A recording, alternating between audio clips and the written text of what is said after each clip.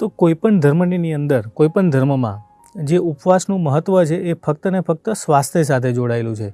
એ હિન્દુ ધર્મ હોય, હિન્દુ ધર્મના ઉપવાસ હોય, જૈનોના જે પર્યુષણ મળતા હોય એમાં જે લોકો અઠ્ઠાઈ કરતા હોય, મુસ્લિમોમાં જે રોજા ચાલતા હોય, તો આ બધી વસ્તુઓ છે એક ધર્મ સાથે સંકળાયેલી છે.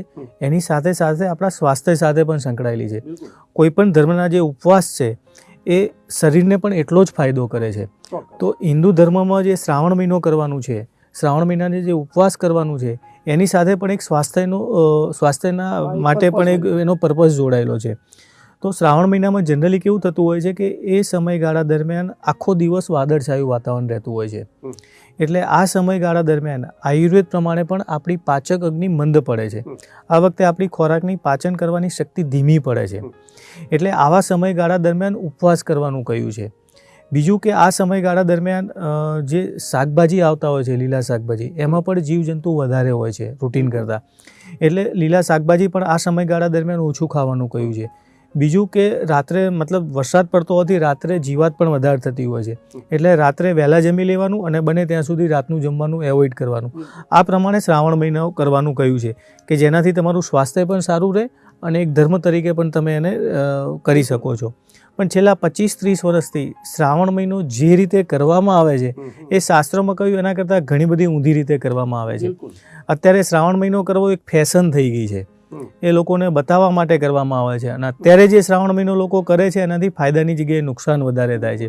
અત્યારે લોકો શ્રાવણ મહિનામાં ફરાળી કેવડો, ફરાળી પેંડા, ફરાળી પેટીસ, ફરાળી ભાખરી, પછી વેફર્સ, તળેલી વસ્તુઓ, માવાની એટલી બધી આઈટમો, આ બધું મિક્સ કરી અને શ્રાવણ મહિનો કરે છે.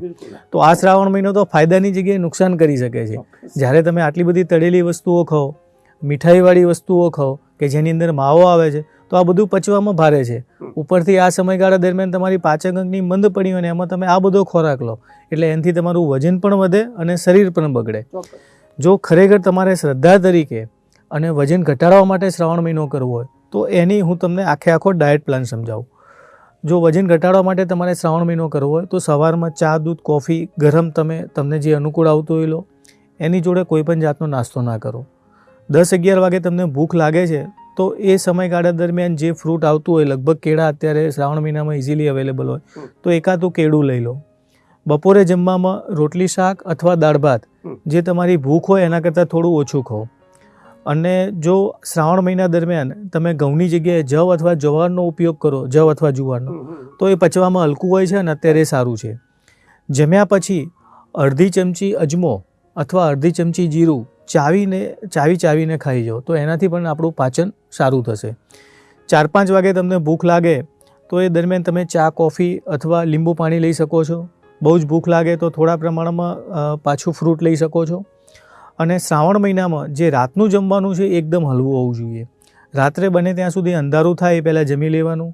રાત્રે જમવામાં બટાકાની સૂકી ભાજી અથવા તો થોડું ઘણું ફ્રૂટ અથવા તો સુરણનું શાક અથવા તો ખાલી દૂધ, આ પ્રમાણે તમે લો. અને સૂતા પહેલાં ફરીથી ભૂખ લાગે છે તો થોડા પ્રમાણમાં ફ્રૂટ લો. મતલબ રાત્રે તળેલી વસ્તુઓ કે બીજી કોઈ ભારે વસ્તુ ના લેશો. જો આ પ્રમાણે તમે શ્રાવણ મહિનો કરશો તો આપણા સ્વાસ્થ્ય માટે પણ સારું રહેશે, તમારું વજન પણ ઘટશે અને પેટ પણ નહીં બગડે.